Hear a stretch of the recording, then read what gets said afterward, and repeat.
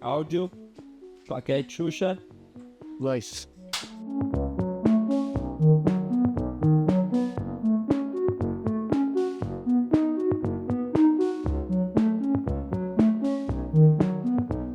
Seja Care Club. Fala, turma, tudo bem? Mais um episódio aqui do Podcare.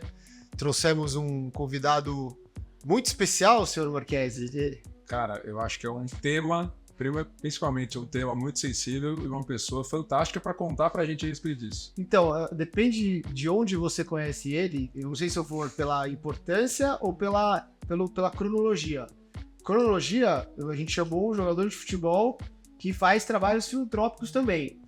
Muito a falar disso, hein? Tem muito a falar disso. Mas também tem da parte mais, que é mais conhecida, mais famosa, um empresário de sucesso que atua na parte de filantropia e que muitos tempos livres, joga futebol também, joga muito bem.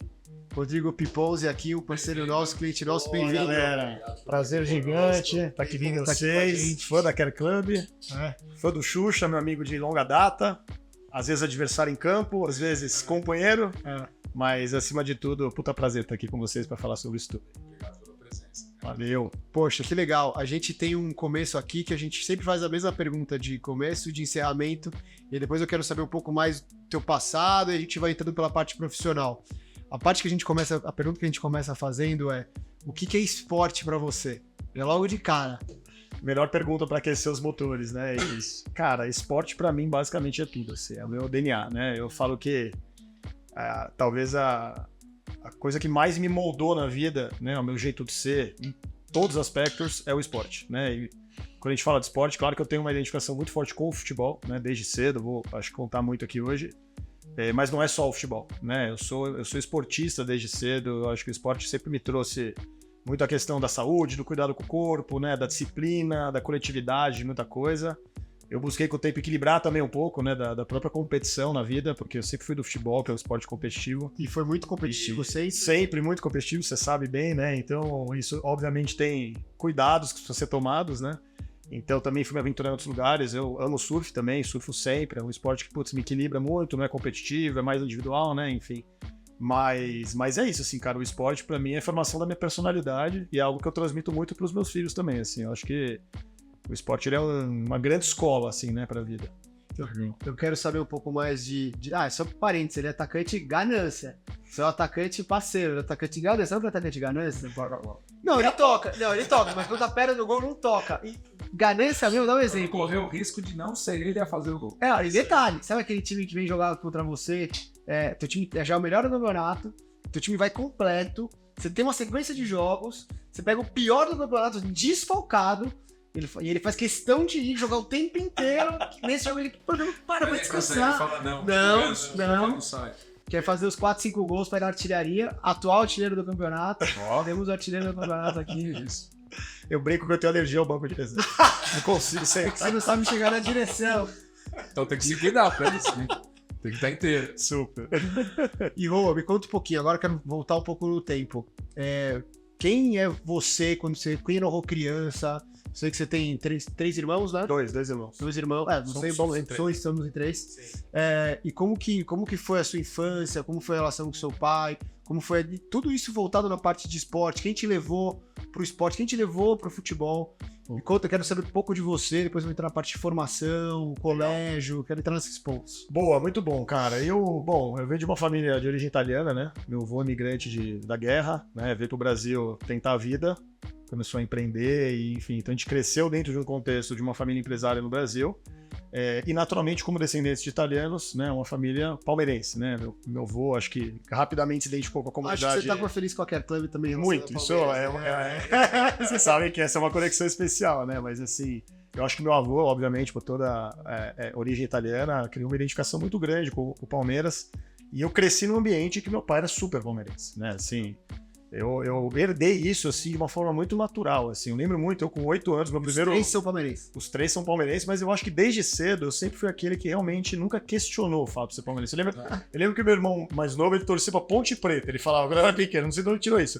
Mas eu fui aquele filho que, acho que talvez por ser o filho mais velho, né? que criei uma conexão muito imediata com a história do futebol e do Palmeiras. Eu lembro quando eu tinha 8 anos, meu pai me levou pra ver Palmeiras e Bahia no Pacaembu, 0x0. Foi meu primeiro jogo, eu lembro, eu tenho uma memória desse dia. Né, eu cheguei em casa, ele foi 0x0, uma merda, mas eu lembro de escutar no rádio depois e tal. Então eu criei uma conexão muito grande, né, desde cedo com o Palmeiras e dentro de uma infância, né, eu tenho 43 anos, então até os 12 anos eu nunca tinha visto o Palmeiras ser campeão. E eu falo que assim, o lance da fila, né, quando o Palmeiras ganhou do Corinthians 4x0, foi campeão paulista, aquilo realmente me deixou muito palmeirense, porque pra mim era uma angústia, falar, cara, eu era aquele que na escola eu defendia que o Palmeiras era um puta clube, mas eu não tinha argumento pra defender, porque eu nunca tinha visto ser campeão. Então, pra mim, era uma questão de honra, isso desenvolveu muito a minha maturidade como palmeirense, né? E viver depois 93, 94, ali na minha adolescência, né? O Palmeiras formando aquele grande time, sendo campeão brasileiro e tudo mais, depois campeão da Libertadores, tá, 100 gols, depois 96, que foi 96, né? Depois 99 campeão da Libertadores e tudo mais. Então, eu cresci num ambiente que, ao mesmo tempo que eu criei uma paixão muito grande pelo Palmeiras, que se perpetua até hoje, e assim, tem ótimas passagens pra falar sobre hoje, mas eu, ao mesmo tempo, me apaixonei pelo esporte, né? E eu era, na verdade, assim, eu tenho 2 irmãos, né? E o Bruno, que é meu irmão do meio, que você conhece, que joga bola... Eu achava que o Bruno era mais velho, sabia? O Bruno do meio, ele é 11 meses mais novo que eu.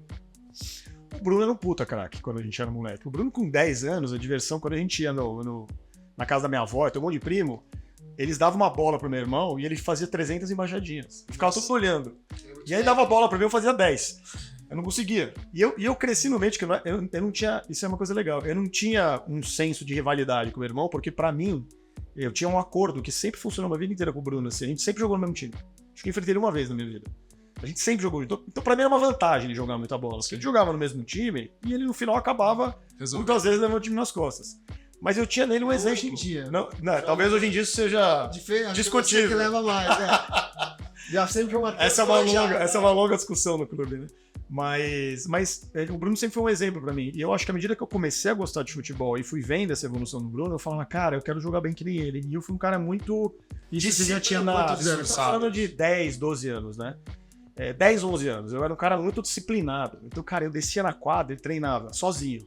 Chutava, quadra do prédio. Eu brinco, eu virei ambidestro. Era sua motivação, né? Era a motivação. Eu virei ambidestro por causa disso. Eu aprendi a chutar igual com as 2 pernas porque eu desci e chutava direita, esquerda, direita, esquerda, direita, esquerda. E eu tinha muita disciplina. E aí, quando a gente tinha 12 anos, né, tinha um cara, um olheiro, que era o Andrés, um chileno, que ele tinha um clube chamado Soccer Brasil. Ele ia nos clubes sociais, ia no Paulistano, no Pinheiros, no Alto de Pinheiros, no São Paulo Social, ele ia no Indiano. E ele olhava a criançada jogar e fazia peneira. E aí ele juntava uma molecada com uma peneira, né?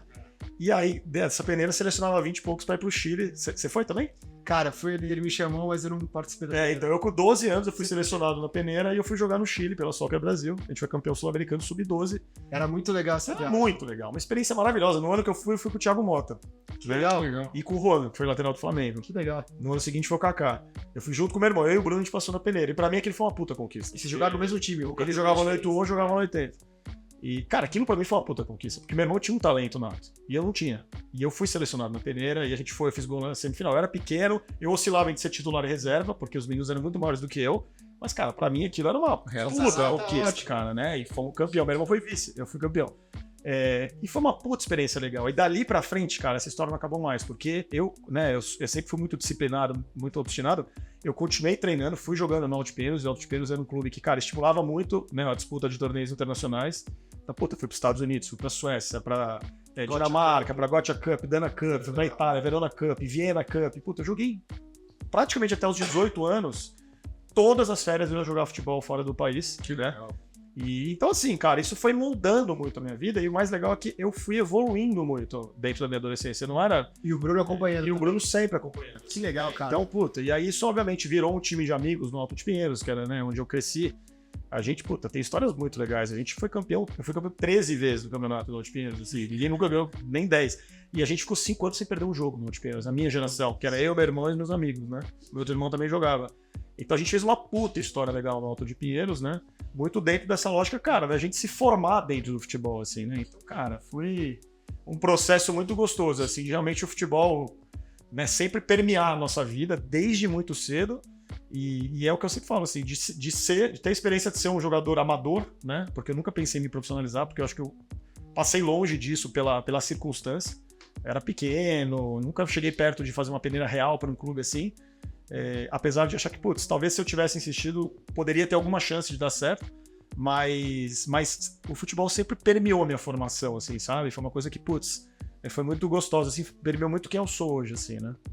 E vocês, e na escola, como é que foi? Vocês estudaram na mesma escola? Que escola que vocês Santa estudaram? Cruz. E pô, lá tem um gramado, Não, que eu animal. sou apaixonado por aquele gramado. Demais, cara. Vocês jogavam também pela faculdade? Jogava lá, cara, tem uma história muito boa, assim, cara. Pode contar a história. Quando eu falei, Turma do Santa Cruz que tá vendo o vídeo aí, vai ver o corte, agora eu vou mandar pra eles. Né? E tem vários clientes do Santa Cruz aqui. essa história é boa. Quando eu tinha 10, 11 anos, que eu tava bem nessa fase do desenvolvimento ainda, né? Eu tenho uns amigos que falam que eu fiquei bom velho jogando bola, né? Eu fiquei bom depois dos 25 anos. Pô, eu só joguei com você depois de velho. Porque eu fiquei sócio do Pinheiros com Já tinha 26. aproveitado antes. Eu fiquei sócio do Pinheiros com 26, 27 anos, né? Era só sendo colega de time. Né? Mas quando eu tinha ali meus 10, 11 anos, eu tava muito nessa fase do desenvolvimento, né? Era um cara, assim, eu não era um dos bons jogadores, eu era um jogador mediano. Só que eu jogava na seleção do Santa Cruz e era convocado com frequência para jogar ali os campeonatos, né, dentro da cidade. E tinha um campeonato tradicional que era o Oliarque, que era no dia do Arquidiocesano. O Santa Cruz jogava todo ano, era muito legal, era vários esportes, né? E era o campeonato do ano. E aí eu tinha uns 11 anos e eu fui convocado para jogar o Oliarque, né? E meu pai que conta essa história, é muito bom.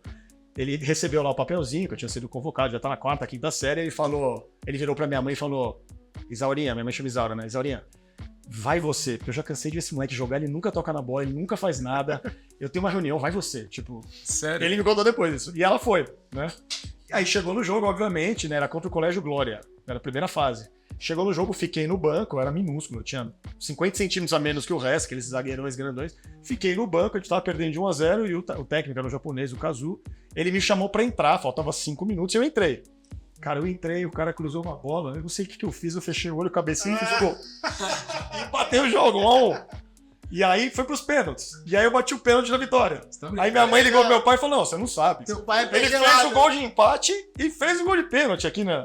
E ele não acreditava, né? E a gente brinca que ali foi o começo da minha carreira. Sabe? Foi o primeiro momento que ele falou: acho que dá.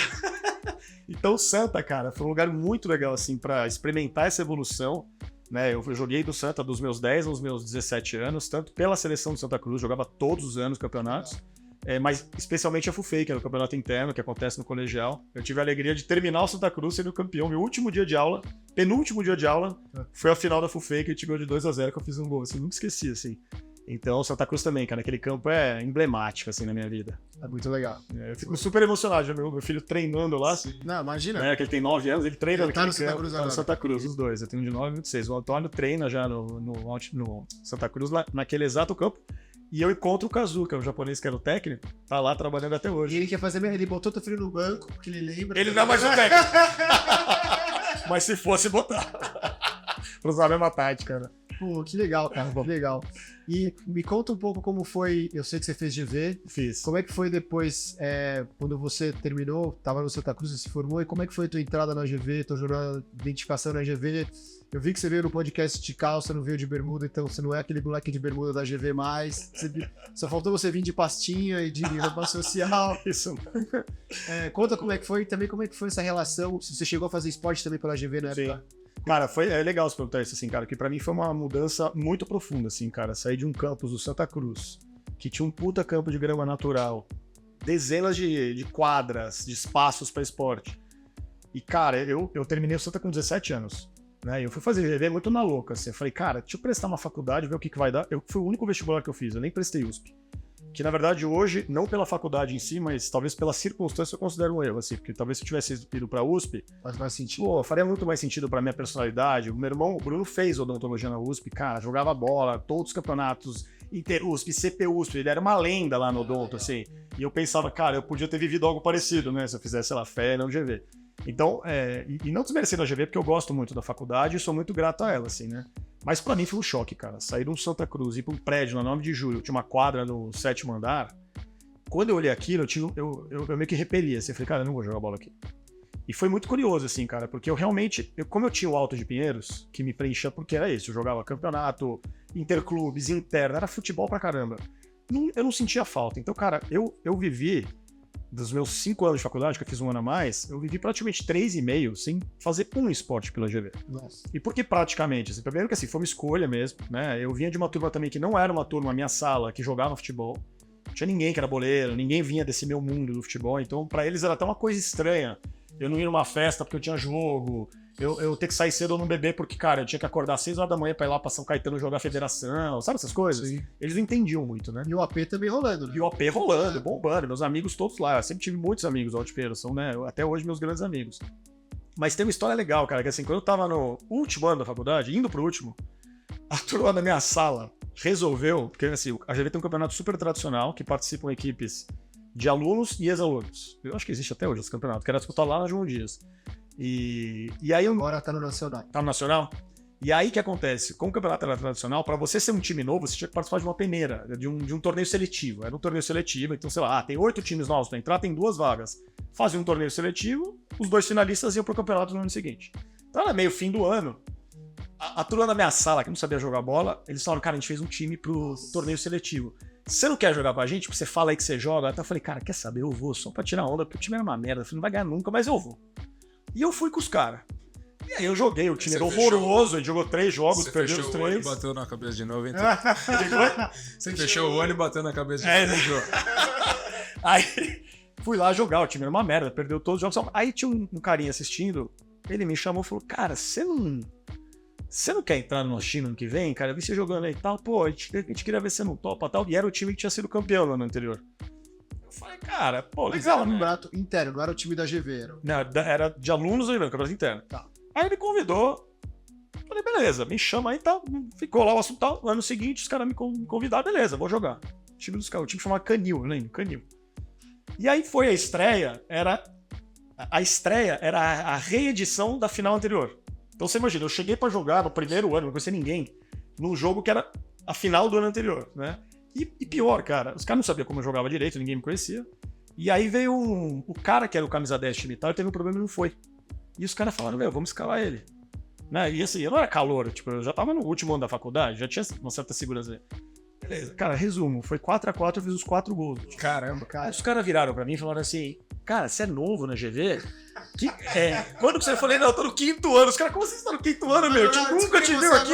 E isso resume muito da minha história da GV. Os caras falaram, mas por que você nunca foi no Economidas jogar? Eu falei, cara, porque eu não tinha vontade, sei lá. E aí, cara, eu joguei 2 anos com os caras, né? Porque depois eu fiquei mais 1 ano. E aí eu parei, assim. Mas essa história é emblemática, cara, do que era o esporte da GV pra mim. Porque tinha um super potencial pra ser legal. Demais, né? Você chegou, assim, te agrediu. Cara, foi bizarro, assim, sabe? Tipo, então foi uma coisa difícil pra mim, assim, viver com isso, especialmente com o paralelo do Bruno, que tava na USP, né? De novo, nada de rivalidade, era muito mais admiração, mas era uma coisa que eu falava, cara jogando todos os torneios da USP, né? Que eu treinava na CP USP uma época, né? Com o Alt Pinheiros e tal. E aí eu tenho um certo arrependimento de não ter vivido o esporte universitário. Eu acho que teria sido muito legal na minha vida.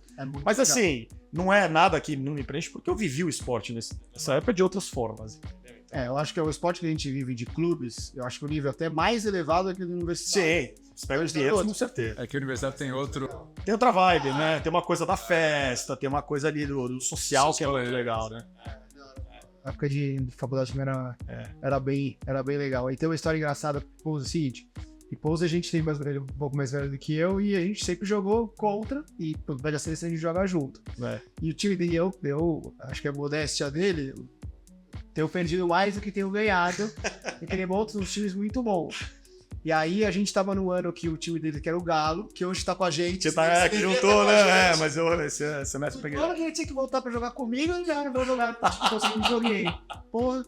Aí. É algo pessoal, aí. É algo pessoal. Não, eu acho que até sem motivo. Aí a gente jogando com o Galo jantando todo mundo. A gente pegou o jogo no meio do ano, assim, a gente tomou de 4x0 dos caras e não viu uma cor da bola. 4x0, assim, dos dois times, não, pode parar já. Já deu. Eu lembro. Não viu uma cor da bola. Aí a gente pegou eles classificaram em primeiro, a gente classificou dos últimos ali e jogou eles em 2 jogos. E aí, cara, não era que a gente tinha o objetivo de ganhar o jogo. Tinha o objetivo de tomar uma goleada de novo no primeiro jogo, pra gente tá vindo no segundo, a gente tá afim. Se a gente toma 4x0 no primeiro, Acabou, tinha vantagem, ninguém nem ia. Aí a gente foi no jogo, e aí a gente falou, cara, a gente tem que ir forte, tem que ir forte. Nossa, foi uma pancadaria aquele jogo. Só que no jogo, assim, o jogo passado, os caras bateram fazendo muita faltinha. Aquela faltinha, deu muita faltinha e batia. E aí, beleza, eu tomei porrada pra caralho, tomando porrada pra caralho. E aí, todo mundo porrada. Aí o Pipãozinho caiu no meu lado. E aí ele tava recebendo de costas, eu cheguei forte, mas assim, eu cheguei na bola, ele bateu a cabeça dentro do meu peito. E eu achei que foi cotovelo, né? Aí ele ficou, você tá louco, Xuxa, que não sei o que era. Na semana anterior, eu tinha encontrado no jogo da seleção alguma coisa, eu tinha convidado ele pra vir na Care, pra ele passar na Ayla, que é um super, virou clientaço da Care. Eu até fiquei com medo, eu falei, Ayla, no dia seguinte, assim, eu falei, puta, se o Ponzi não vir mais, a culpa é minha. Eu pedi desculpa, você me quer, pede desculpa pra ele e tal, e não sei o que lá. Mas é verdade. Não, e o melhor, não sei se você lembra, eles filmam as finais, né? E aí no dia seguinte eu vi o vídeo.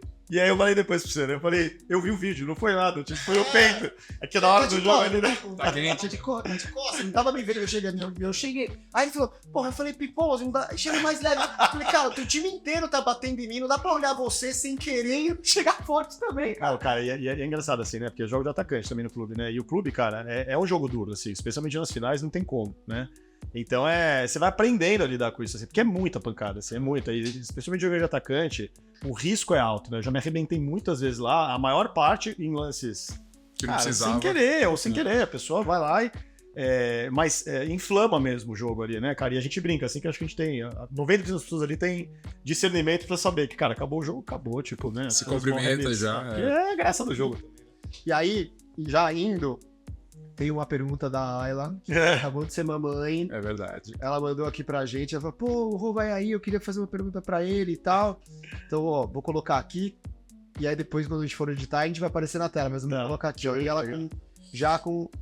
Ai, que... Oi, pessoal. Vim aqui com eu e a Clarinha falar um pouquinho do Rodrigo. Pô, o Rô, assim, cara fenomenal, né? Tanto que ele trabalha super sério e ainda arranja um tempo para levar super a sério também o futebol dele. É muito legal essa parte, assim, quando a pessoa se empenha mesmo num esporte de várzea, né? Amador e tal. E ele leva a sério mesmo, de verdade. E tanto que aparecem várias lesões por causa disso, né? Mas, pô, eu só parabenizar o empenho que você tem dentro do seu hobby, né, do futebol. E deixar uma pergunta aqui pra você. Depois que a gente começou a fazer nosso acompanhamento, primeiro comigo, depois com a Samira, o que você achou que melhorou no seu desempenho, né, de fazer a massagem esportiva com mais frequência? Você achou que melhorou? Você achou que teve muita diferença na sua recuperação muscular? É isso aí. Um beijo, pessoal, um abraço. Fofa, adoro ela. Manda um recado pra ela, acabou de ser Primeiro, Ayla, parabéns pela maternidade. Eu acompanhei esse processo, né? É verdade. Enfim, quando eu comecei, ela não estava grávida, eu lembro ela me contando que estava grávida. Na verdade, não foi ela que contou, foi uma pessoa que estava junto com ela que deixou escapar. Ela falou, eu ia te contar. Engraçado, aí a menina fez, eu não sabia. Mas, pô, muito feliz por ela, muito mesmo, assim, parabéns. Adorei a sua participação. E respondendo a pergunta, assim, cara, eu tô com 43 anos, né? Eu sempre tive uma condição física muito boa talvez por genética, por inércia, assim. Então eu vou dizer que Ele teve o seu esforço, que você falou, que você foi dedicado. Exatamente, assim, eu sempre fui um cara que eu não bebo muito, eu sempre fui um cara que, assim, se eu tinha jogo, eu não ia pra balada, eu sempre fui muito cuidadoso com isso, porque eu sabia que isso influenciava. Então isso foi sempre meio cultural meu, assim. Então eu vou dizer que até os 36, 37 anos, cara, eu praticamente não tinha lesão. Eu era capaz de jogar 3 jogos seguidos, 2 jogos seguidos, dobrar. Eu não tinha problema com isso. Ficava cansado, mas... né? E aí, depois, né, com 38, 39, eu lembro, 2018, 2019, um pouquinho antes da pandemia, eu comecei a sofrer um pouquinho, né, com isso. E aí eu lembro que acendeu um alerta pra mim, falou, cara, porque eu preciso entender um pouco da evolução do corpo, porque a gente acha que a gente vai ter 20, 30 anos pra sempre, né? Cara, quando veio a pandemia e a gente parou de jogar futebol completamente, 1 ano e meio sem disputar um torneio, eu fui pro surf. Né? E o surf foi maravilhoso na minha vida. Eu surfava, eu morei 8 meses na praia, eu surfava praticamente todos os dias que tinha onda. Foi muito bom pra minha saúde mental, foi muito bom pra seguir a lógica de me cuidar, de beber menos, de me alimentar bem e tudo mais. Só que teve um grande problema, cara, que eu perdi 5 quilos.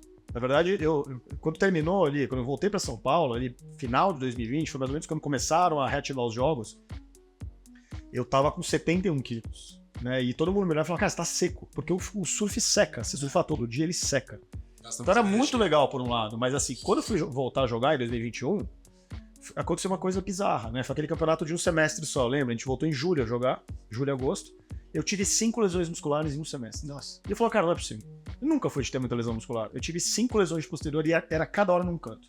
E ficou muito nítido que tinha sido e aí isso. eu falei, cara, eu vou investigar esse negócio, porque eu nunca tive, de repente, né? E aí eu comecei, eu fui fazer ressonância das 2 pernas, eu fui fazer nutrição, eu fui fazer tudo, né? E aí, cara, a conclusão óbvia foi que você precisa de massa muscular, né? E além da massa muscular, você precisa aprender a usar melhor o corpo, né? Então, eu tive 2 mudanças radicais de 21 para 22, que foram, primeiro, ganhar peso. Hoje eu peso 77 quilos, eu ganhei 6 quilos em relação ao que eu tinha. E isso muda tudo, explosão muscular, isso muda toda... Eu percebo no meu corpo, né? Na minha musculatura, na minha força. Mas a outra coisa que eu aprendi, cara, eu preciso sempre preparar, né?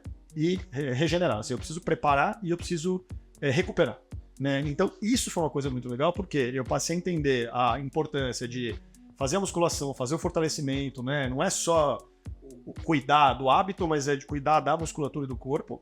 E aí, cara, foi muito onde entrou aquela coisa pra mim, que foi entender a importância da recuperação. Então assim, cara, jogou a massagem, né? Enfim, ela fez exatamente essa pergunta, né? Com ela e com a Samira. É uma coisa que eu falo pra todos os meus amigos. Ela é revolucionária, cara. Porque, cara, eu jogar um jogo num sábado e num domingo, às vezes nos 2, e chegar numa segunda, terça-feira e soltar a musculatura do jeito que ela Faz a solta, diferença. cara, eu sinto instantaneamente. Eu falo pra elas, inclusive. Eu saio da maca e falo, cara, eu tô outra pessoa. Você chega quebrado e sai inteiro. E não é só isso, você aprende a entender um pouco, né, de como funciona o teu corpo. Então, cara, a massagem, o recovery, a banheira de gelo, a bota. Cara, eu tenho a bota, eu tenho a pistola, né, eu só não tenho choquinho. Mas assim, eu sou muito cuidadoso, assim, né, porque realmente eu acho que isso faz muita diferença. E hoje, quando eu olho meu desempenho, cara, este ano eu joguei 16 jogos seguidos já. Caramba. Lá em maio, eu joguei 16 jogos seguidos. Eu não tinha uma sequência dessa há, sei lá, 5, 6 anos. Né? Por quê? Porque isso é um cuidado de saber preparar, um cuidado de saber recuperar, mas é um cuidado também de saber dosar. Exato. Né? Tipo, hoje eu tento sair 10 minutinhos, eu mentira, tento jogar precisa mentir menos, aqui. os jogos fáceis eu fico pra Precisa fazer gol. mentir pra gente aqui, cara. Ele tenta sair. Não, e até de prevenir. Esse domingo eu fui jogar, eu tava com desconforto no adutor, eu joguei um tempo e saí, pra não forçar, pra não arrebentar. Então, Pesou? assim, não consegui jogar, tava horrível. Não consegui nem mudar a direção. Eu devia ter saído antes. Meu pai tava na arquibancada, me chamou no intervalo e falou: sai que você não tá conseguindo jogar. Juro. Cara, Então. Você sabe que a pergunta dela me trouxe uma reflexão que eu já tenho há algum tempo, né? Eu já fiz vários esportes na vida, já fiz tênis, já fiz jiu-jitsu, já fiz atletismo.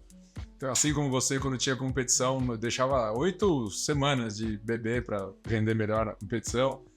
Mas se alguém falar para você, isso eu fico pensando, né? Se alguém falar para você que faz qualquer outro esporte que não futebol, ela faz squash, que ela faz quer que seja, e ele falar que faz com alguma regularidade, você vai entender que a pessoa se dedica para aquilo. Quando a pessoa fala futebol, não sei se é pelo nível que o nosso futebol aqui no Brasil tem, ele olha pro atleta que não é profissional e não entende essa dedicação. É verdade. E para você ser sério no futebol, ainda mais pelo quanto é praticado aqui no Brasil, Business social. Sim, exatamente. você precisa ter esse nível de preparo. Não, e Cuidado. é isso, e acho que é isso que é muito legal no filão que vocês atendem. A gente tava falando, vocês atendem, aqui a Clube atende muito triatleta, muito maratonista, mas ganhou muito o atleta amador de futebol, porque é isso. Eu falo assim, né? Quem não me conhece mais a fundo, quem não entende essa dinâmica do futebol, não tem a menor noção do que a gente tá falando. Porque acha que assim, que a gente vai lá, bota um meião, uma chuteira e joga uma pelada. É isso. E se a gente fizer isso, provavelmente a gente vai se estourar. Né? Os atletas. E não vai performar. E não vai performar, vai ficar frustrado. Assim. Se você pegar hoje. Talvez por isso que você seja melhor que o seu irmão. Porque todo mundo é descontente com você. Exatamente. Então, assim. Hoje, quando você pega um torneio do Clube Pinheiros, por exemplo, você pode ter certeza que ali 75%, 80% dos jogadores se preparam pra jogar, porque é o que eu falo. Senão não aguenta. Eu tenho amigos que são sócios, pô, eu queria jogar lá. Eu falo, cara, se não se preparar, você não vai nem conseguir entrar no campo. O que vai acontecer é que você vai se trocar, não vai entrar, vai se frustrar e não vai mais. Exato. Né? Então, assim, tem uma questão que muita gente não conhece dessa dinâmica do futebol amador, especialmente quando a gente fala de Pinheiros, de Indiana, São Paulo, dos clubes mais alto nível, né? Tecnicamente falando. Foi de propósito. Tem o Paulistano também. É um bom pra ser citado também. Mas é isso, tem uma dinâmica de preparação, tem uma dinâmica de cuidado, de parte física, parte técnica, parte tática, que assim, ela é muito valiosa. Eu falo, durante a pandemia, quando eu voltei pra São Paulo, a gente não tinha futebol, né? E eu fiquei muito tempo, eu ia 2 vezes por semana praticamente na Fechando o Gol, que é uma academia de goleiros aqui em São Paulo, do Zete, né? E eu ia lá pra chutar, pra finalizar os goleiros. Cara, eu fui por 6 meses fazer isso, mas isso mudou completamente o meu jeito de finalizar, cara. Eu aprendi a não chutar de peito de pé, chutar só de chapa. E isso muda a tua dinâmica como atacante. Eu comecei a fazer mais gol, porque eu não erro o gol. Eu aprendi a não errar o gol. Eu ia treinar as primeiras vezes lá e falava, como é que você tá errando o tamanho do gol? Como é que você tá chutando pra fora, meu? Na entrada da área. Não existe isso, cara. Então tem uma lógica de você aperfeiçoar e se cuidar que a maior parte das pessoas que não jogam futebol como nós não conhece. E que quando conhece se surpreende e fala, porra, meu, o negócio é... Cara, eu tenho um paciente que eu nunca vi ele jogando bola. Foi indicado por um amigo meu que joga bola bem, e que me contou que ele é um grande jogador de futebol. Hoje em dia ele tá morando em Barcelona, mas quando ele tratava aqui com a gente, ele começou a se cuidar aqui. E ele falou pra mim, cara, comecei a render mais, comecei a fazer mais gol, ele era humilde, assim, mas ele falou assim, eu era um bom jogador daquele torneio, eu comecei a ser o melhor jogador disparado. E todo mundo me perguntava o que eu tava fazendo. E eu não contava. Pra ninguém fazer. Então ele fazia treinamento aqui, ele fazia recuperação, ele fazia tudo diferenciado. Sim.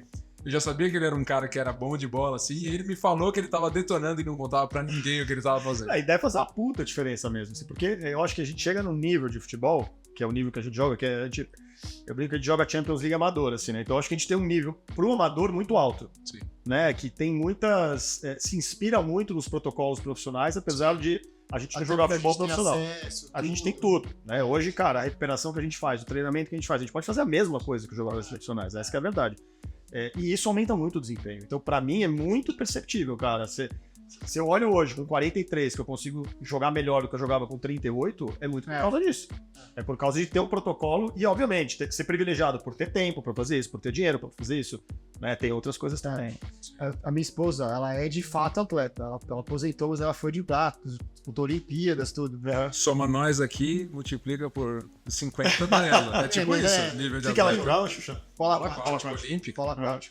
E aí, eu tenho duas histórias com elas engraçadas, que é o seguinte. Primeiro é que, quando ela vê preparação, dedicação, a gente vê vídeo, aí vai churrasco pra ver, ela chega assim, cara, tipo, eu fui pra Olimpíadas e não fazer isso que vocês fazem. Vocês são lá, vídeo, aí lê, aí os caras me ligam, pô, vamos tomar uma coisa, mas vamos sei não, mas o Campo Mar veio aqui pra conversar, cara, é uma loucura que a gente faz, que ela, como atleta olímpica, não fazia. Não tinha, né? E aí eu tenho um problema, acho que talvez você não teria esse mesmo problema que eu, que assim, quando ela foi para as Olimpíadas, eu acompanhei ela em todos os jogos. E aí na abertura das Olimpíadas, era Brasil e Itália, e aí tinha aquela pressão, tal, e cara, quem tava comigo era o Issa tava comigo, e o Medina, que é do São Paulistano, clientes nossos aqui também, e a gente tava lá torcendo, vai Brasil, e ela pegou uma bola na ponta, fez, aí o goleiro subiu, que ele deu de encoberta, assim, puta golaço. Aí na hora a gente, gol! Aí o Issa olhou pra mim, você nunca fez isso, cara? Porra, tua esposa faz as Olimpíadas, aí do Paulistano, que você faz isso porque é nas Olimpíadas. Eu falei, aí eu chego lá com meu filho, aquela sensação de ser no jogo, de domingo, você bota meu filho e dá um beijo. Boa, filho, vamos lá, vamos jogar e tal. E ela fala, pô, pelo menos faz um gol pra ele, né? Eu falo, pô, filho, vai tentar, é difícil. Ela fala, eu fiz um gol na Olimpíadas. Mas você tá mais goleador, Tá mais goleador.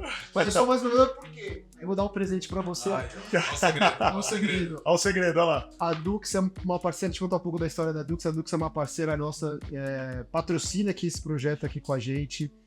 O dono da Dux, ele é um cliente Care Club. O Gustavo Maglioca, que a gente comentou no começo, ele incentivou ele a abrir uma empresa de suplementação, porque não era muito mais focado em bodybuilder, esse tipo de horizonte. E para atleta, de fato, não tinha nenhum produto específico para isso. E aí ele criou essa marca Dux, e aí eu tô dando esse presente pra você. Legal, obrigado. Vou pegar esse daqui que é uma proteína que quem desenvolveu foram eles, junto com o Gustavo Maglioca. As proporções ideais de recuperação. Que legal, cara. Cara, você jogou pós-jogo, você não tem que colocar uma proteína, você tem que colocar você tem que colocar isso daqui porque tem um pouco mais de carboidrato que é necessário. E aí, se você olhar aqui, tem uma homenagem. Thank you, Doctor. Que legal, cara. Que presente pra você. Obrigado, galera. Muito bom. Não use contra o Inter, né? Contra o Atlético. É só depois do jogo. Não, mas temos antes aqui. Tem os antes aqui. Não, deixa eu tirar o antes aqui. Vou usar só o depois. Não dá certo contra o Inter ou o Atlético. Os outros. A gente tem esse problema, que a gente se enfrentou 2 semanas atrás. É verdade. 2-0 e eu fiz o gol da vitória, no finalzinho. Eu falei, você vai cancelar a minha ida? Onde que ele falou? Tá doído. Passa na Ayla que ela solta. Mas calma. Nem dá Moral tanto. também, ela Cara, solta moral também. eu acho que não tá tão doído, porque assim, sabe quando você tá próximo e você perde, aí dói? Mas tipo, sabe quando você não tá próximo, aí você... Ok, vamos fugir dele, vai pra final o jogo. Final do jogo, final. Ou você viaja. Não se engane. É isso aí. Se engane. E aí, eu queria também entrar num ponto que a gente falou da GV, falou da tua ligação com o esporte. E eu sei que o esporte tem um pouco da tua parte profissional também, mas eu queria que você contasse como que, fazendo o GV, Santa Cruz, você deve ter passado as mesmas coisas que a gente aqui, tipo de, pô, tem que fazer estágio não sei aonde, vamos se desafiar. Você deve ter o mesmo, deve ter o mesmo perfil que eu, que assim, a gente usou o Edvirto no meu trabalho, que eu uso, que eu aprendi o esporte de competitividade, de desafiar, de preparação, levo pro trabalho. E aí você foi para um horizonte que poucas pessoas têm coragem de ir, que tem essa conduta de se doar mais pelo outro. E aí, cara, você tá abrindo um caminho que normalmente não é o teu perfil de pessoas que vão. Sim. E aí acho que você tá levando mais gente querendo olhar pra esse caminho. Então, assim, como que foi a tua entrada na filantropia? Por quê? Boa. Aí depois me conta como nasceu a MOL, como surgiu essa editora. Não, muito legal, Depois cara. você fez jornalismo também, né? Jornalista também, mas eu me formei, cara. Apesar de eu me considerar um comunicador, assim. Mas é muito legal isso, cara, porque assim, eu venho de um lugar muito privilegiado, assim, né? Como eu falei no comecinho, né? Cresci numa família empresária, fui acompanhando esse processo, né? Meu pai como CEO da Droga Raia, fundada pelo meu bisavô. E assim, dentro de uma lógica muito natural de com o tempo, né? Assim, falar, cara, você vai fazer Santa Cruz, vai fazer GV, você vai trabalhar lá, você vai trabalhar lá. Tipo, não tem muita discussão, né? E eu sempre fui meio rebelde, assim, cara. Eu sempre fui assim. E muito rebelde no sentido, cara, de questionar muito cedo o privilégio, assim. Falar, cara, porra, eu nunca esqueço, cara, quando eu tinha 18 anos, eu fui deixar uma namorada na porta da casa dela e um cara veio me assaltar com uma arma. Botou na minha cara a arma e eu fugi. E aí mesmo que eu cheguei em casa, ele falou, cara, a partir de agora você vai andar com o carro blindado. E, cara, aquilo foi, assim, a maior limitação da minha liberdade possível. Eu falava, cara, eu tenho que andar no tanque de guerra. E as pessoas acham normal.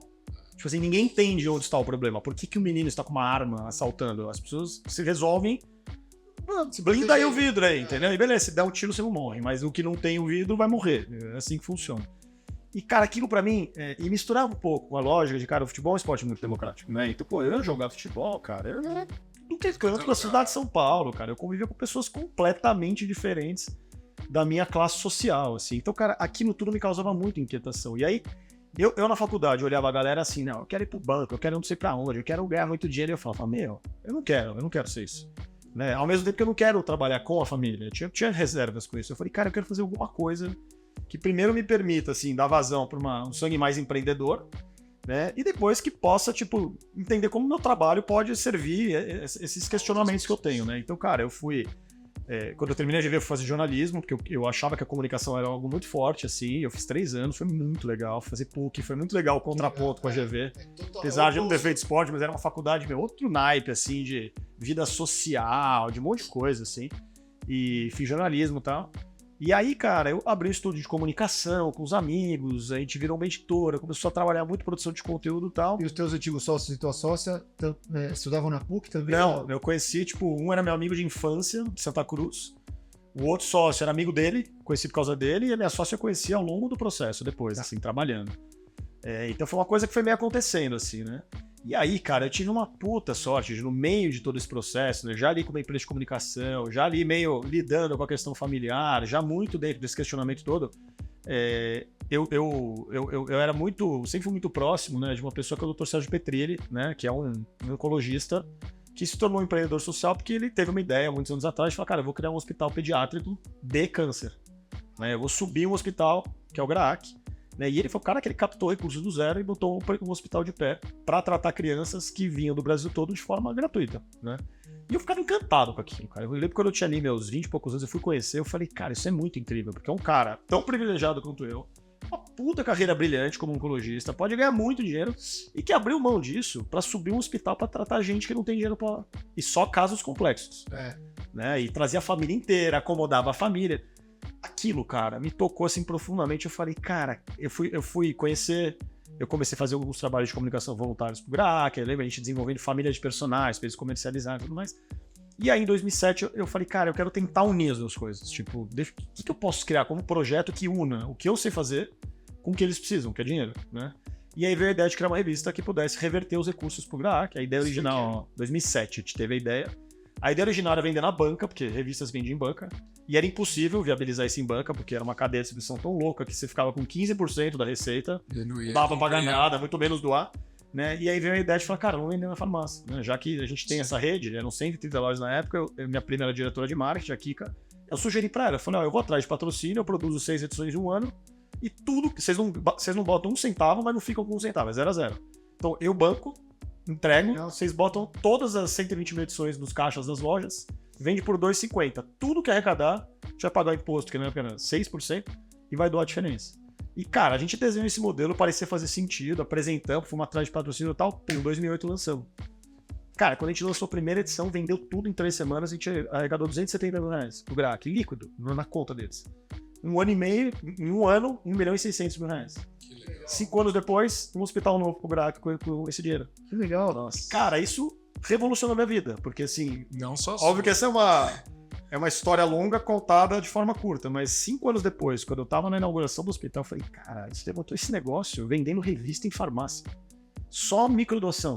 Eu falei, cara, é isso, assim, a minha vida é isso, eu quero... Foi me materializar, falar, cara, dá pro trabalho gerar valor social, mesmo, porque, tipo, eu ganhava dinheiro com a mão, era um negócio, eu tinha sócia, a gente tinha os nossos salários, eu era muito satisfeito com o que a mão lucrava, mas ao mesmo tempo a gente doava mais do que a gente lucrava, né? Sim. E aí eu resolvi escalar esse modelo pelo Brasil, fui conversar com um monte de varejo, a gente começou a escalar loucamente, né? Hoje eu não faço mais parte da estrutura executiva da mão, sou presidente do conselho, então me afastei nos últimos 2 anos por me envolver muito no setor da filantropia com outras iniciativas, eu precisava disso, mas eu ainda obviamente tenho uma presença grande no negócio e, cara, a gente já bateu 73 milhões de reais doados com esse modelo. Então o teu Instagram, tu acredita, tá desatualizado, porque tá 62. Tá 62, preciso atualizar, então é verdade, faz tempo que eu não atualizo, apesar que eu sou bem ativo lá. Poxa, que legal, cara. Que legal. E é muito legal porque, assim, isso me colocou num radar, cara, assim, né, para além da mall, que foi um processo muito legal de criar um negócio que, pô, se tornou uma referência de negócio de impacto social, né, eu entendi que minha profissão era empreendedor social, eu ganhei o prêmio do empreendedor social da Folha de São Paulo em 2018, que, putz, mudou completamente minha vida. Os senhores te aceitavam, te aceitavam. Exatamente, é aquilo, na hora... Pirralho. Era o Pirralho que tinha um modelo maluco que, tipo, isso aí não vai dar certo, né? Em 2019 eu tive premiado pelo Fórum Econômico Mundial com esse modelo. E aí, cara, muda toda a conversa. Porque, assim, se o Fórum Econômico viu, eu vou ver também, né? Então, foi uma mudança muito brutal. Mas, assim, para além da mall e para além do empreendedorismo social em si, o que foi muito legal é que, cara, eu percebi que eu tinha uma paixão por filantropia. Porque a filantropia, para mim, é a resposta do meu questionamento. Né? Do meu lugar de falar, cara, se eu sou tão privilegiado, se eu tenho tanto, a filantropia é um jeito muito eficiente. Você fala, cara, deixa eu pegar recurso meu, colocar à disposição de outras causas, porque a filantropia não é só doar dinheiro, né? É você, cara, é você fomentar projeto, é você investir socialmente em lugares onde ninguém investe, é você apoiar organizações que estão invisibilizadas, é você apoiar causas minoritárias, é um monte de coisa, a filantropia, né? Então, puta, foi uma resposta muito maravilhosa, não só no lugar de eu fazer a minha, mas eu percebi que eu ocupava socialmente o espaço que eu podia influenciar outras pessoas. Então, eu mergulhei de cabeça aonde? Cara, conversas com grandes lideranças do setor privado, conversa com grandes famílias que têm muito patrimônio, né? Conversas com redes internacionais, que é uma coisa que eu faço muito hoje para trazer mais capital para o Brasil, enfim. Então, eu me encontrei muito nesse lugar. Assim. Eu acho que você não achou o espaço, você criou de fato um espaço. É isso, a gente foi tateando, entendendo o que tinha e foi cavando ali. Essa que é a verdade. E eu acho que tem uma diferença que filantropia deixa as pessoas... Eu acredito muito nas pessoas, né? A gente fala muito aqui como que a Carrefour se tornou, o que é. De fato, a gente é essa potência que é pelas pessoas que estão aqui dentro. Eu acho que a filantropia, e até seus amigos, os meus amigos, colegas de GV, de FAP, de USP nem tanto, mas... Não, USP nem tanto. Tem uma turma também pensa um pouco mais desse lado também, vou ter que dar esse braço a torcer. Mas nunca iam as melhores pessoas buscando esse lado de cara. Sim, tinha dificuldade. Então você ir esse caminho, você não tinha espaço pra você. Você literalmente pegou um ato zero e foi. Hoje tenho visto um número maior de pessoas de qualidade super, cara, buscando filantropia e indo. E acho que foi muito legal. Então eu queria que você desse um comparativo, o que era o setor, o mercado de filantropia hoje, comparando com o setor de filantropia lá atrás, Nossa. quando era um... Cara, a diferença... Porque só um parente. Filantropia não é só você dar o dinheiro, porque vamos supor, como você estava falando, eu estava pensando aqui. Às vezes o dinheiro é o último ato e é o pior ato. Porque você só dá o dinheiro, você está mais afundando. É isso aí. Você dá o recurso, você dá a despesa, você dá você dá uma esperança porque aquilo é fácil, aí você tira aquele recurso financeiro só e o cara se perde. É isso aí. E tá mais afundado. Então, como que é o mercado de filantropia antes, hoje? Aí eu queria esse comparativo no seu, o que você acha? Boa. Você vai ver isso. Não, e assim, vale lembrar, né? O significado da palavra filantropia é amor à humanidade, né? Então, parte disso, parte dessa lógica, né? Se a gente for pensar a própria história da filantropia, né? A filantropia nasceu nos Estados Unidos praticamente como um mecanismo de controle, né? Então, as famílias que tinham muitos, Rockefeller, por exemplo, que eram bilionários, controlavam tudo, eles usavam a filantropia, a doação, como forma de você manter o equilíbrio, manter a estrutura funcionando, por causa daquela política do põe circo, assim, né? E por muitos anos a filantropia sempre foi vista dessa forma, né? Como uma lógica de, cara, eu dou dinheiro, eu trabalho, eu resolvo paliativamente alguns problemas, eu mantenho o meu poder, porque a filantropia pode ser uma forma muito eficiente de manutenção de poder, né? De não quebrar com problemas sistêmicos, de, na verdade, preservar os problemas sistêmicos, né? O Escobar era filantrópico. Exatamente. Então, assim, eu acho que a filantropia, ela, por muitos anos, ela ficou numa caixinha muito pouco questionada, né? E aí, quando eu comecei a entender melhor... Acha que isso é uma visão geral da filantropia? Acho que isso, sim. Acho que isso, historicamente, se puxar um pouco da história, acho que a gente nasceu e viveu muitos anos assim. Só que eu acho que com o tempo, né, e aí eu fui acompanhando muito esse processo, né, especialmente quando eu comecei a entender um pouco o que é cultura de doação no Brasil, qual que é o papel das empresas, qual que é o papel das famílias, como que a filantropia se conecta com o governo, com as políticas públicas. O que começou a acontecer, né, à medida que eu fui entendendo essa dinâmica e à medida que o mundo foi mergulhando em crise atrás de crise, né, nos últimos 10, 15 anos, eu acho que a gente começou a perceber, de uma forma geral, como setor, que a filantropia tem um papel muito mais eficiente. Que ela pode ser muito mais questionadora, ela pode correr muito mais risco, ela pode influenciar muito mais coisa, né? E eu acho que é esse movimento que acontece muito no Brasil e no mundo, assim, de a filantropia se questionar e falar, peraí, como é que a filantropia pode, de fato, ser uma questionadora de forma sistêmica? Então, assim, tem um conceito que hoje é super, né, estudar, que é a decolonização, né? O que é decolonização? Nós somos um país colonizado. Os detentores de grandes riquezas no Brasil, muitos deles enriqueceram muito em função de práticas coloniais que destruíram a vida de mais da metade da população, né? Como é que a filantropia pode servir para desconstruir esse lugar? Essa é uma conversa complexa, mas assim, é um exemplo de como que a gente pode ter filantropia a favor de mudanças estruturais que realmente mudem a longo prazo a vida das pessoas e que não sirvam só para, putz, choveu, vou dar o dinheiro. Lógico que precisa dar o dinheiro, cara. Se não der o dinheiro, as pessoas não comem, não bebem água.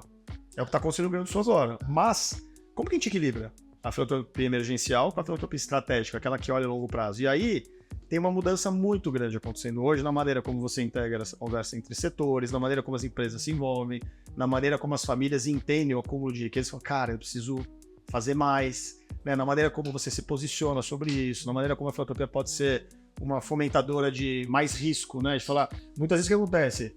É muito comum hoje. Boas ideias, elas têm riscos maiores.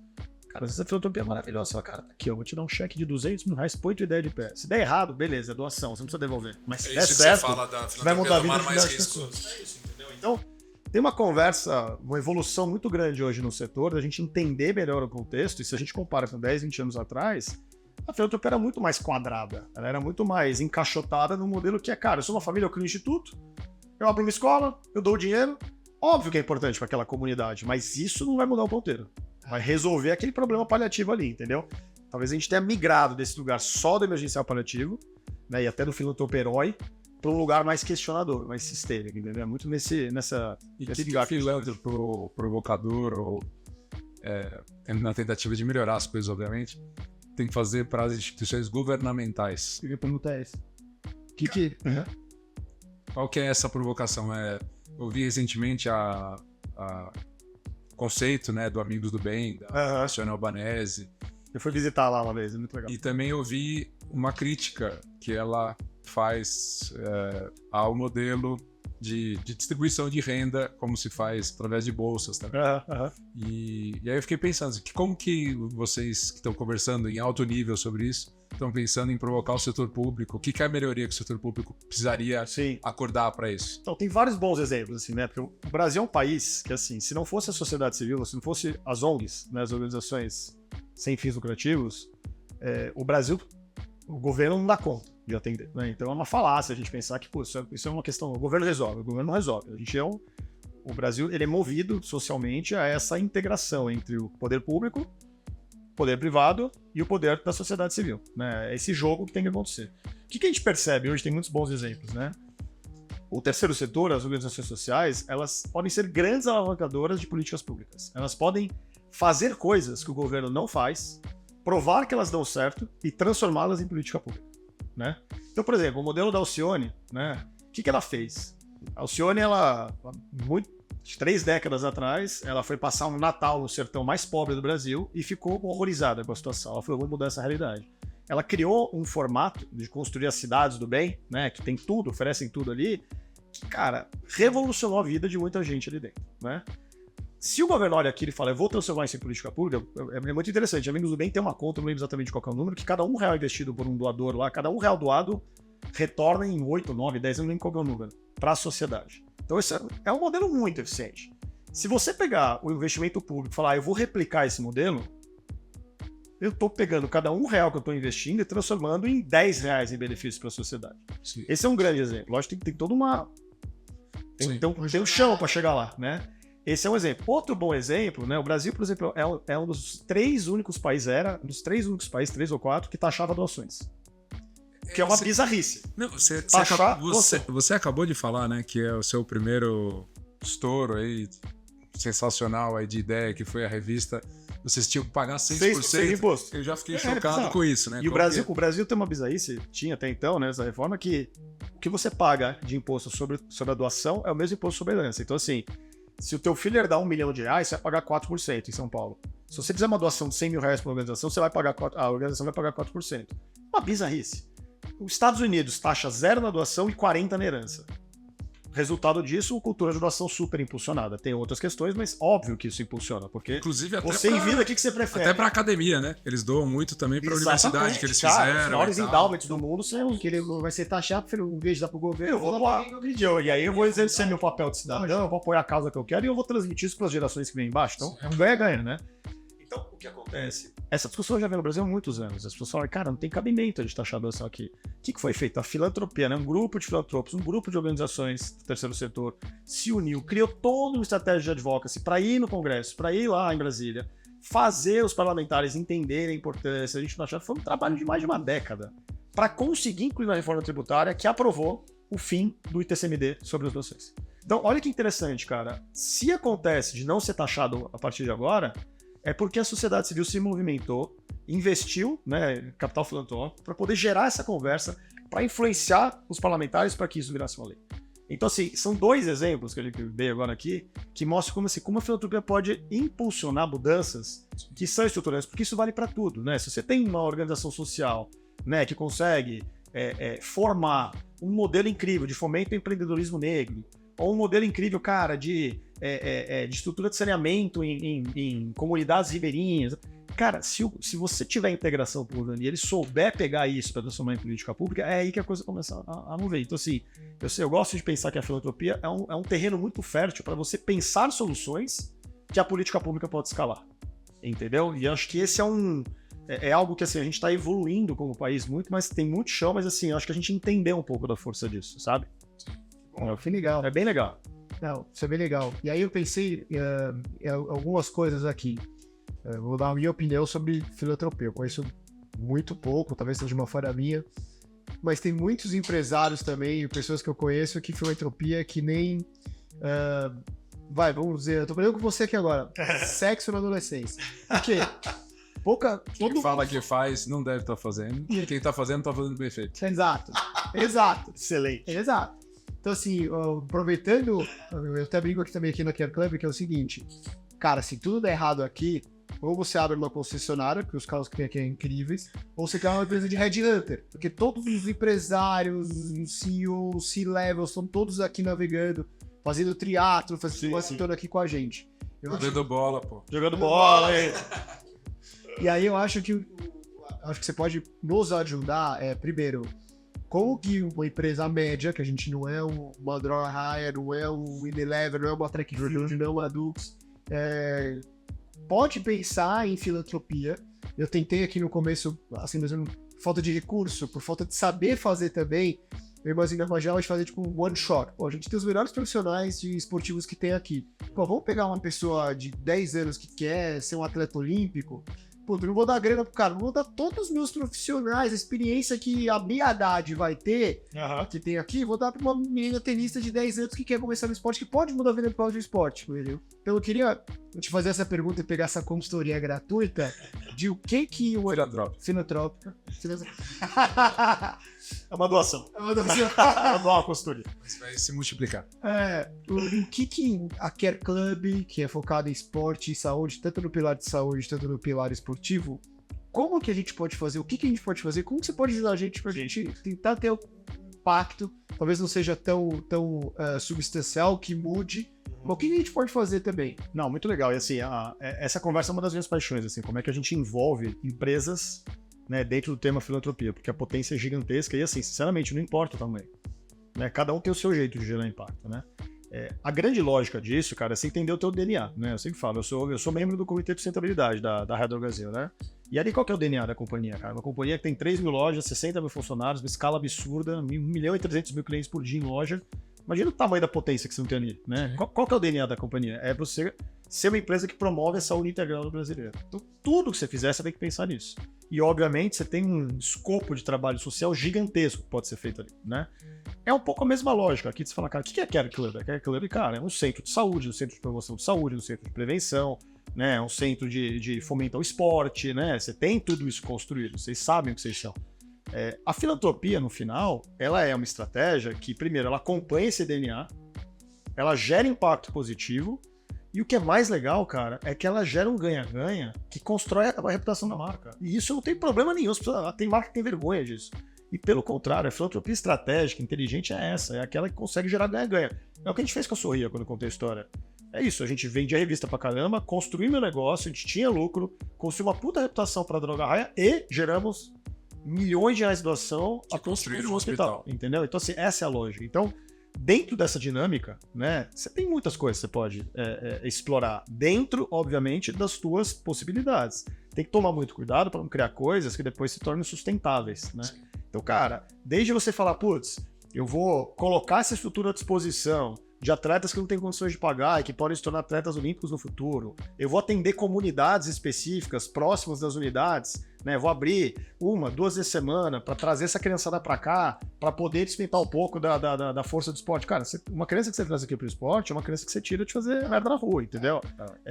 Você usar os ativos que você tem aqui dentro, cara, com esses levels, né, para você, por exemplo, se associar a algumas organizações sociais do entorno, né, das unidades, falar, cara, vamos promover campanha de doação para sei lá, vamos mapear 5, 10 organizações de esporte que atuam aqui nas regiões onde a Care Club tá, vamos trazer essa turma que tá aqui pra gente, criar algum tipo de troca de dinâmica para gerar doações, né? A própria parceria com o Palmeiras, que vocês têm muito forte, cara, usar esse ativo, trazer atleta, camisa autografada, fazer leilão, fazer um evento uma vez por ano para angariar recurso, trazendo os atletas, trazendo um pouco dessa dinâmica com o Palmeiras, que é um clube, né, na minha opinião, o maior clube do Brasil, terceira maior torcida do Brasil, mas que você sabe que você tem muito potencial para isso. Então, assim, tem muitas maneiras de fazer isso, mas que, assim, o mais importante, para além de você entender seu DNA e entender as possibilidades que você tem, é fazer bem feito, assim, é você realmente fazer isso como algo que faz parte da tua estratégia, porque eu, cara, trabalhando há 20 anos com isso, eu sei que essa é a grande diferença. Se você faz direito,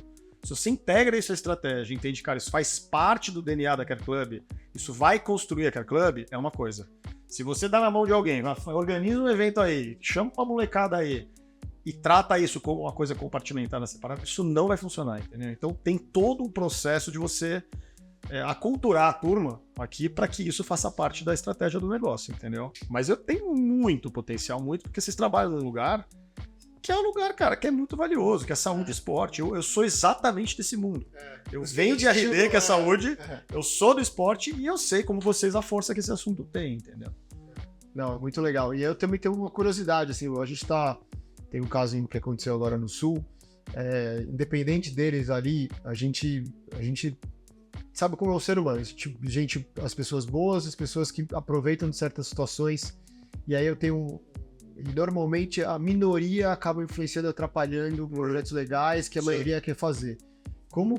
E aí é legal para você passar para todo mundo, como que você identifica um projeto idôneo, correto, que vale a pena, que vai gerar um impacto, num projeto que não vai gerar um impacto, que é um amador que tá fazendo, ou um projeto que é um golpe. Sim, tá falando muito de golpe que tá acontecendo. Total. Inclusive o Eduardo Leite, governador, ele gravou um vídeo falando sobre isso, né? E essa é uma das grandes questões da filantropia brasileira, é a confiança. A gente, enfim, tem uma pesquisa chamada Doação Brasil, que sai a cada 2 anos, se eu não me engano, e que todo ano ela identifica a confiança como uma das grandes barreiras para o crescimento da filantropia brasileira, né? E passa muito pelo que você está falando, assim. E assim, vale dizer como contexto que a enorme maioria das organizações são muito sérias no Brasil. O problema é que, assim, a gente costuma ficar bem bravo com isso, assim, né? Se uma empresa faz uma merda gigantesca, sai no jornal o nome dela. Então, se a Braskem vai lá e causa uma catástrofe que ela causou, sai lá, Braskem causa catástrofe. Agora, se é uma organização social, se é uma ONG, sai ONG causa uma catástrofe. E aí você desmoraliza todas. Isso é um grande problema que existe, entendeu?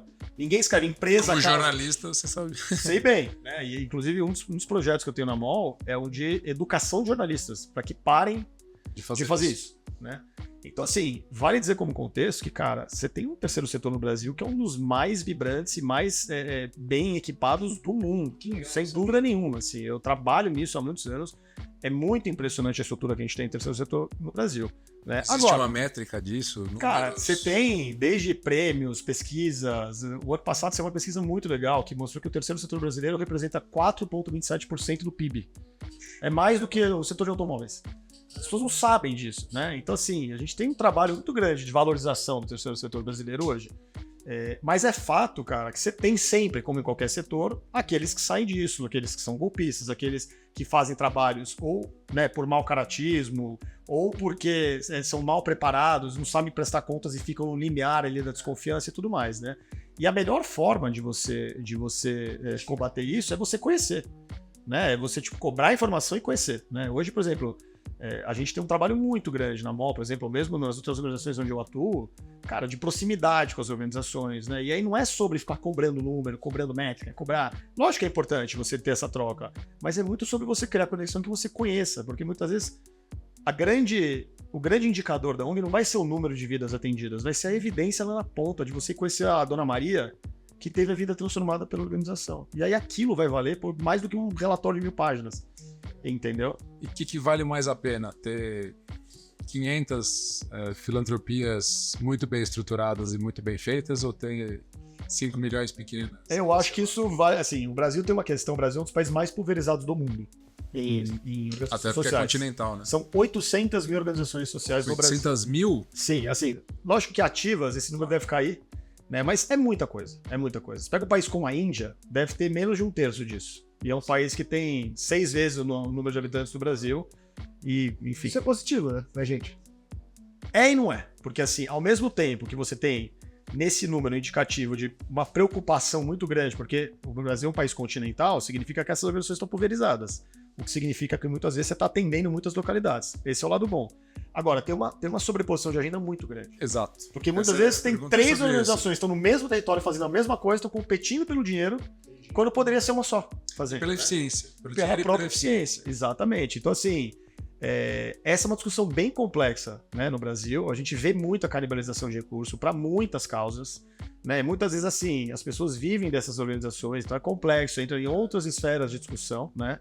Mas é uma conversa em andamento no Brasil, assim, pra você entender como que você junta agendas, como é que você ganha, né, eficiência dentro desse sucesso. Agora, volta no mesmo lugar, assim, é um ecossistema que está muito equipado hoje no Brasil, né, e que precisa constantemente de recursos. Hoje a grande luta do meu trabalho, do trabalho de muita gente que trabalha comigo e que, né, caminha comigo nessa jornada, é trazer mais capital. O Brasil tem muita geração de riqueza, o cobertor não é curto, a gente precisa direcionar esse recurso. As empresas têm que doar mais, as famílias têm que doar mais, os indivíduos têm que doar mais, né? Acho que é muito por aí. E qual que é o caminho de você mensurar ou traduzir de alguma forma até para expor quem merece ser exposto para essa eficiência que a gente está conversando? Então, assim, para onde você consegue metrificar que é o melhor investimento? Qual que é o incentivo adequado que se mostra através de um indicador de filantropia que está mostrando assim, ela está trazendo o resultado a que se propõe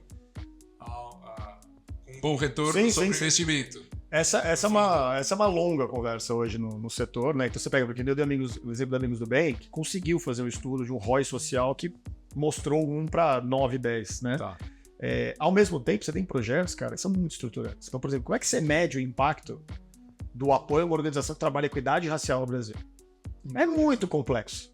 Que indicador você vai criar? Né? Então, no final, é muito sobre você criar formas de apoio que a longo prazo vão mover o ponteiro. E isso você não vai metrificar em 2 anos. Tem uma característica muito real. Você quer mudar o contexto social no Brasil, você está falando de décadas. E um dos grandes problemas é que a filantropia fala assim, eu vou te dar um dinheiro por 2 anos. E aí eu quero um indicador, hein? E depois desses 2 anos eu não te dou mais o dinheiro.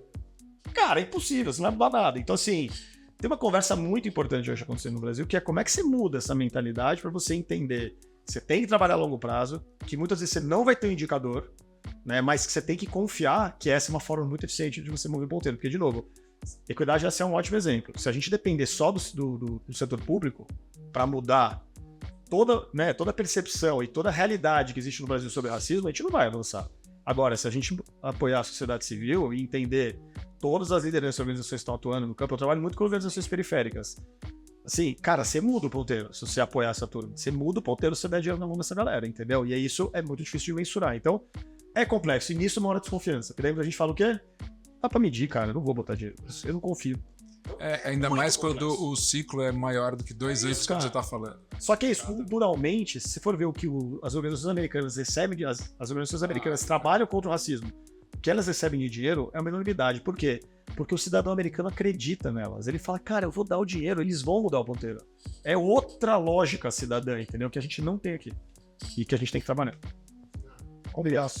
Tem um parceiro nosso aqui, a gente tá chegando na reta final. Eu tenho algumas perguntas legais também para fazer. Boa. Mas antes a gente tem o Zé, o manobrista aqui da Care, figuraça. Ele tem o canal dele no YouTube, que é o Estou Zerado, que ele faz e ele aborda. Vem o Fred, vem o jogador de futebol, vem o Dudu, vem o Marcos Mion aqui na frente da Care. Ele faz vídeo aqui. Muito bom. E aí ele fez uma Micro-influenciador. É um micro-influenciador. influenciador. Com potencial para ser um grande influenciador. E aí ele é um parceiraço, ele vai sair aqui, ele vai te abordar aí com certeza. E aí ele fez uma pergunta pra você aqui, e vou colocar aqui pra você de novo. Pera aí, muito bom. Digo, aqui é da Estevam, estou zerado, já era. Eu queria saber se você é um grande empresário, você cuida tanto do esporte, na melhor academia do Brasil. Na melhor academia do Brasil, deixa um menos dia o Xuxa ganhar de você uma vez na vida. Todo dia ele fica aqui triste, cabeça baixa, porque você nunca deixou ele ganhar. Vem pra cá com a melhor academia do Brasil aqui com o meu amigo Xuxa. Pelo menos uma vez na vida, por amor de Deus. Estou zerado, já era, esqueça! E aí, ele fez uma afirmação, né, pra você parar de judiar de mim, né?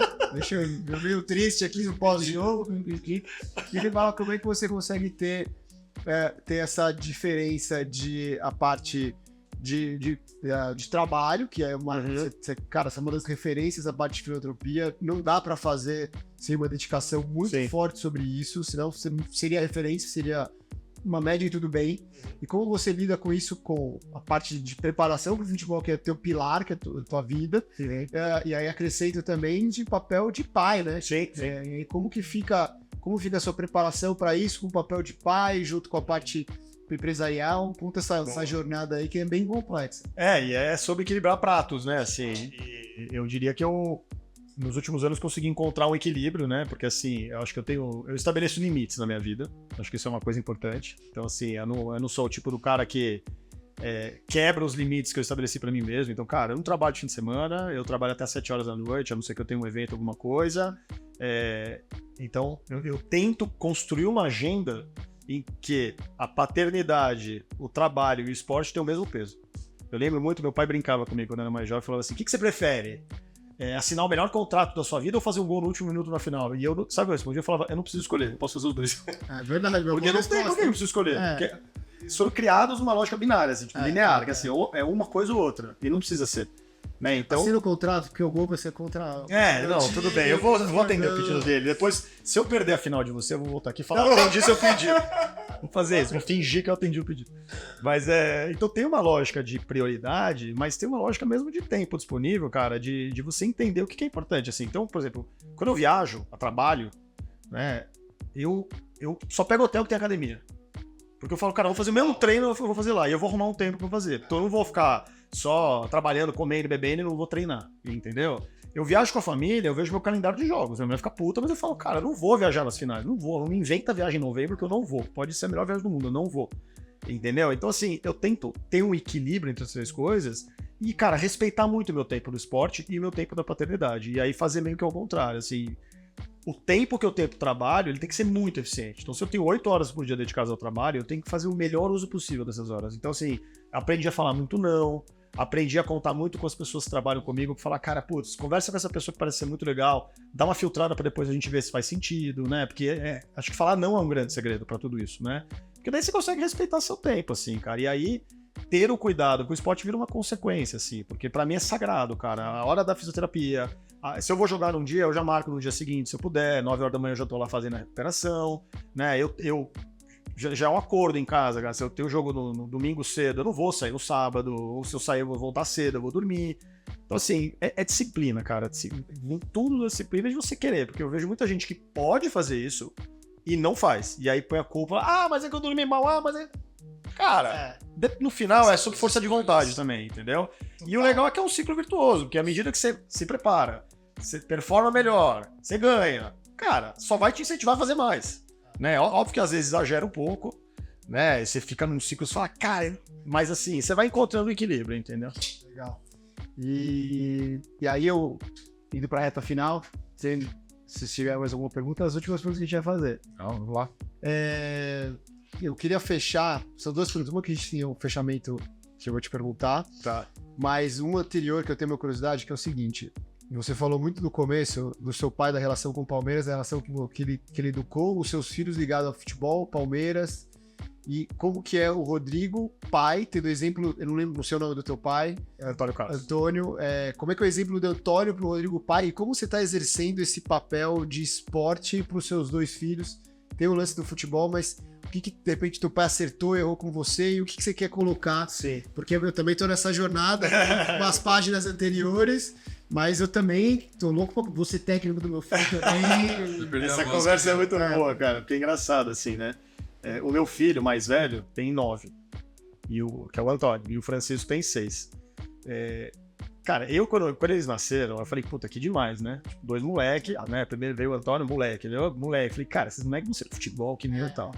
E aí, cara, eu lembro que com 5 anos eu fui levar o Tom, né? O mais velho, numa escolinha de futebol. Ele nem pediu, mas falou, vamos lá, tal. Cara, eu levei ele ficou sentado no cantinho colhendo frutinha. Cresce zero. Vai ser músico. Aí eu falei, cara, não vou forçar.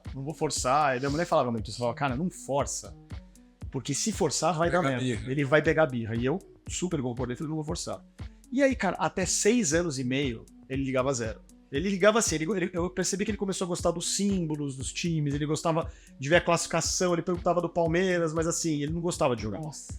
Aí foi bem nessa época que a gente tava voltando a jogar pós-pandemia, em 21, metade do ano, eu fui treinar lá Fechando o Gol, que eu mencionei aqui, e aí eu levei ele, né? O meu outro filho ainda era pequeno, tinha 3 anos, ficou com ele. Eu falei, Tom, vamos lá, você fica tomando sorvete lá, fui treinando. E aí quando chegou lá, tava os filhos do Brancatelli, lá do clube, que jogam bola pra caramba. E eles estavam jogando. E aí deram um colete pro Tom. E eu fiquei no campo de baixo treinando. Eu olhava pro outro campo, que é um pouco acima. Eu falei, cara, não tô jogando bola. E corria pra lá e corria pra cá. E acabou o treino. Os filhos do Branca super fofos falaram, nossa, ele joga mó bem, que legal. Bem incentivando ele assim, né? O meu filho entrou no carro e falou, pai, eu quero vir de novo. Nossa. Eu falei, Caiu uma lágrima. Acho que o Branca nem sabe, quanto eu sou agradecido a ele. Eu vou mandar esse corte. Manda pra ele, manda esse corte pra ele. E aí eu falei, então vamos voltar naquele treino, que era no Olímpia, que é uma escola de futebol, né? Ele falou, vamos. E aí eu falei, cara, mas eu vou fazer o seguinte, por 3 meses, eu vou levar ele no treino. Era segunda e quarta, às 3 horas da tarde. É a coisa do equilíbrio que eu falo. Eu mudei minha agenda, eu falei, toda segunda e quarta eu vou levar ele. E eu levava. ficava lá assistindo ele. E ele adquiriu uma paixão absoluta pelo futebol, começou a jogar, foi treinar no Alto de Pinheiros, joga na seleção do clube, outro dia foi jogar no Monte Negro, ganharam de 5-1, ele fez um gol, ficou super feliz e tal. Então eu tenho visto, acompanhado ele nesse lugar, e é muito legal porque o mais novo, com 5, 6 anos, já começou a querer jogar também. Hoje Tá na frutinha. não tá na frutinha, foi direto pro jogo, e ele é canhoto. Puta, tem um puta potencial gigante. O moleque assim, e ele tem uma puta habilidade legal, começou a treinar e só pensa no futebol, e aí eu vou assistir ele também. Então assim, foi um processo, cara, que talvez o que eu aprendi foi a ter paciência, sabe? De falar, cara, vai acontecer naturalmente, porque assim, é minha referência, cara, não tem como ser diferente pra eles. E aí foi muito legal, porque quando o Tom tava pra fazer 7 anos, o Palmeiras foi jogar um Mundial lá em Abu Dhabi, e eu levei ele. Que legal. E a gente foi só nós dois. O Bruno foi também, meu irmão, com os 2 filhos, mas fomos nós 5. Eu, o Bruno e as 3 crianças ver o Mundial lá em Abu Dhabi. Apesar de não ter ganho, foi uma experiência muito maravilhosa. A gente viu a semi, viu a final e tal. E foi moldando. Então, assim, cara, é engraçado porque eu tive paciência pra esperar essa jornada. E é muito curioso, porque o meu pai, quando eu tava com 30 e poucos anos, ele falava pra mim assim: você tem que parar de jogar futebol, porque você vai se arrebentar. E eu sempre falei pra ele, cara, eu não me importo de me arrebentar. Eu já quebrei tudo.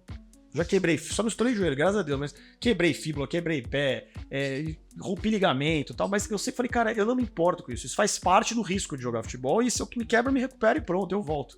Né? Então, de alguma forma, não é que ele me desincentivou, mas ele foi meio se afastando. E eu fui fazendo o caminho contrário. Mas é muito legal porque agora meu pai, como o Bruno voltou a jogar no PSG, lá no Pinheiros, ele voltou a ver os jogos. E ele tá indo ver os netos. Então, cara, a gente meio que reconstruiu todo o ciclo agora de avô, pai e netos, né? E filhos, né? Então, puta, é muito legal. Isso que legal. E a última pergunta aqui, e essa pergunta a gente faz para todos os convidados, e vai ser muito engraçado, muito peculiar, na verdade, a pergunta para você, porque você tem uma referência, uma base farmacêutica. Sim.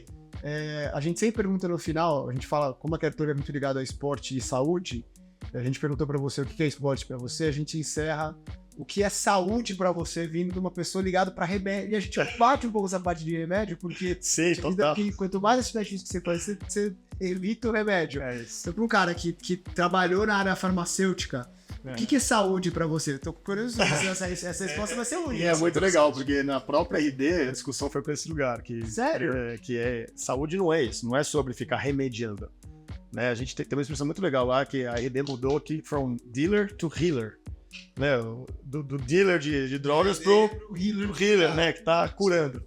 E pra mim é isso, assim, eu acho que a saúde tá muito nesse lugar, cara. A saúde é muito cuidado, assim, a saúde é muito prevenção, a saúde é muito consciência, assim, pra mim, né? De que a gente não precisa esperar ter um problema de saúde. É rotina, cara, é dia a dia, assim, né? Eu acho que essa talvez seja uma grande alegria de poder ter o esporte na vida desde cedo, é poder perceber isso, porque a gente percebe pessoas numa cidade, por exemplo, que começam a enfrentar problemas de saúde porque nunca se cuidaram, o que elas têm que fazer? Ir pro esporte. E aí sofrem pra fazer isso. Aí tem que subir numa esteira, aí tem que encontrar um esporte. E a gente é privilegiado de nunca ter precisado disso. Né? O esporte faz parte do nosso DNA. Então, para mim, a saúde é isso. Assim, é você conseguir integrar essa consciência na sua vida para que você tenha, não é só mais expectativa de vida, porque você tenha tipo, uma vida muito mais plena, equilibrada, plena, e que você não precise se preocupar, né, no futuro com coisas que só vão aparecer se você não considerar esse elemento na sua vida. Assim, né? Poxa, que legal. Queria dar um presente pra você aqui, de outro parceiro nosso que também acredita no nosso projeto. Sou muito cliente deles, adoro, pô, demais. Obrigado. Ganharam um presentão, uma mochila. Não, demais. A garrafinha que você se hidratou aí. Podcast maravilhoso, meu, cheio de presente. Muito bom. Pô, Pipo, obrigado mesmo por você ter vindo aqui. A gente até estendeu um pouco mais do horário que a gente queria, era de 1 hora, já foi pra 1h10. Uma delícia, cara. Obrigado mesmo. Valeu demais. Aprendeu muito com você. Obrigado. Vamos continuar conversando e o que a Kerclub puder ajudar de conexão, de repente a gente conversa com uma pessoa aqui que queira trabalhar, entendeu nessa parte filantrópica. Porra, contem comigo. Pô, eu vou te... Na hora, foi um prazer. Maravilhoso. Obrigado demais pelo convite. Turma, obrigado por acompanhar a gente até aqui. A gente vai postar esse vídeo, normalmente na terça-feira a gente posta o vídeo completo. A gente vai fazer vários cortes muito legais, tanto no YouTube, tanto no Instagram. Quem curtiu, quem gostou dessa conversa, quer saber mais, curte, compartilha, se inscreve no canal, que a gente vai estar muito feliz de fazer ainda mais convidados aqui da Kerclub pra gente. Beleza? Tchau, turma. Resenha sensacional hoje. Essa 9 aqui. De 9 para 9. De 9 para 9. Aqui presente. Obrigado pela presença, obrigado por partilhar desse tempo com a gente. Estejam conosco aqui nos próximos episódios. Curte, compartilhe, tamo junto e vambora. Valeu. Tchau, turma.